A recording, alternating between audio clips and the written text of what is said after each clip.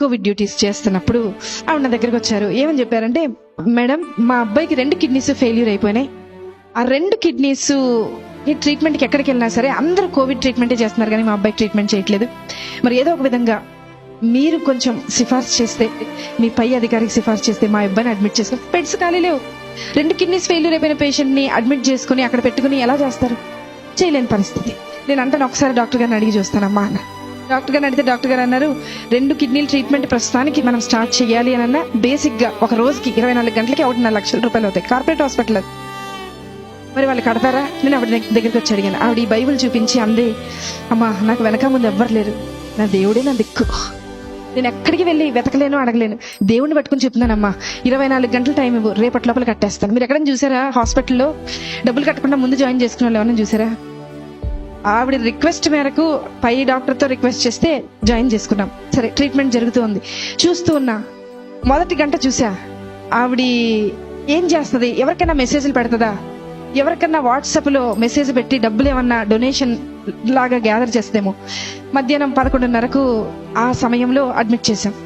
12:30 అవ్వింది. అందరినీ అడిగా, ఆవిడ ఉన్నారు కదా, ఆవిడ ఏం తిన్నారో ఒకసారి అడుగుతారంటే మా నర్సులు అందరూ అన్నారు, మేడం ఆవిడ మోకరించింది, ప్రార్థన చేస్తుంది, అసలు మేము వెళ్తున్నా పక్కకి తప్పుకోవట్లేదు మేడం, మేము అలాగే ట్రీట్మెంట్ చేసి వచ్చేస్తున్నాం అన్నారు. సరే, ఆవిడని డిస్టర్బ్ చేయదు. మధ్యాహ్నం 1:30 అయింది, చూశాను ప్రార్థన చేస్తుంది. సాయంత్రం 4:30 అయింది, చూశాను ప్రార్థన చేస్తుంది. రాత్రి 6:30 అయింది, చూశాను ప్రార్థన చేస్తుంది. రాత్రి 9:30 అయింది, చూశాను ప్రార్థన చేస్తుంది. రాత్రి 11:30 అయింది. అంటే ఆవిడ మోకరించి 12 గంటలు అవుతుంది, ప్రార్థన చేస్తుంది. 1:30 రాత్రి, 1:30 అర్ధరాత్రి ప్రార్థన. ప్రొద్దున్న 4 నెక్స్ట్ డే స్టార్ట్ అయిపోతుంది, రౌండ్స్ స్టార్ట్ అయిపోతాయి, సెక్షన్ స్టార్ట్ అయిపోతుంది, అన్ని స్టార్ట్ అయిపోతాయి, ట్రీట్మెంట్ స్టార్ట్. మాకు స్టార్ట్ అయిపోయింది, కానీ ఆవిడకి మాత్రం ప్రార్థన ఎండవల. 7:30 ప్రార్థన. మరుసటి రోజు 8:30 ప్రార్థన. 9ంటికి బిల్ వచ్చేస్తుంది జనరేట్ అయ్యి. ఆ రోజుకి డే స్టార్ట్ అవ్వాల్సిన బిల్ వచ్చేస్తుంది. బిల్ వచ్చింది. అందరు పేషెంట్స్ రౌండ్స్ అయిపోయినాయి, ఈవిడ దగ్గరికి వెళ్ళాలి. నా పైన ఉన్న డాక్టర్ అడిగారు, అమ్మా ఆవిడ బిల్ కట్టారా అని అడిగారు. నేను చెప్పబోతున్నా, నాకు భయం వేస్తుంది. ఎందుకో తెలుసా, ఆవిడ కట్టకపోతే నేను కడతానని చెప్పాను ఆయనకి. కానీ ఆవిడ ప్రార్థన చూసి నేను అనుకున్నా, కనీసం ఒక 75% నేను కడదాం, ఏదో చైన్ ఉంటది కదా, మా ఆయనకి తెలియకుండా అమ్మేసి కట్టేసేద్దామని అనుకున్నా. తెలిస్తే ఒప్పుకోరు కదా అనుకున్నా. ఆవిడ దగ్గరికి వెళ్తున్నాం, స్థలం లేక స్టెప్స్ కింద పెట్టారు, ఒక స్ట్రక్చర్ వేసి అబ్బాయికి ట్రీట్మెంట్ చేస్తుంది. అక్కడికి వెళ్లేలోపు, అడుగు అక్కడికి పెట్టేలోపు డాక్టర్ గారు అన్నారు, నా పక్కన డాక్టర్ గారు అన్నారు, మేడం హాస్పిటల్ అని అన్నారు. చెప్పండి సార్, ఏదో మీరు చెప్తారు అంటే ఇంకా కొంచెం టైం దొరుకుద్దేమో, ఏదైనా ఆన్సర్ ఆలోచించి ఆయనకు చెప్దాం, ఎందుకంటే ఆవిడ ఇంకా కట్టలేదు, ప్రార్థన అవ్వలేదు ఆవిడది అక్కడ. అంటే ఆయన అన్నారు, మేడం యాక్చువల్గా ఈరోజు మా అమ్మగారు చనిపోయి 10 సంవత్సరాలు అవుతుందండి, ఈరోజు 10వ సంవత్సరం వర్ధంతి. వాళ్ళకి చెప్పేయండి మేడం, వాళ్ళకి ఫ్రీ ట్రీట్మెంట్ చేసేద్దాం, వాళ్ళ దగ్గర రూపాయి కూడా తీసుకొద్దాం.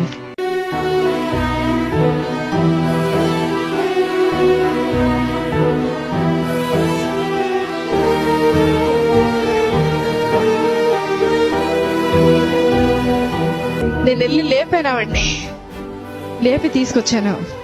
బిల్లు కట్టక్కర్లేదు నువ్వు అన్నా. నాకు తెలుసు మేడం, నా భర్త వదిలేసి వెళ్ళిపోయినా, నా బిడ్డ నా చెయ్యి దాటిపోయినా, నన్ను ఈ లోకంలోకి తీసుకొచ్చిన యేసయ్య నా చెయ్యి విడిచిపెట్టడం.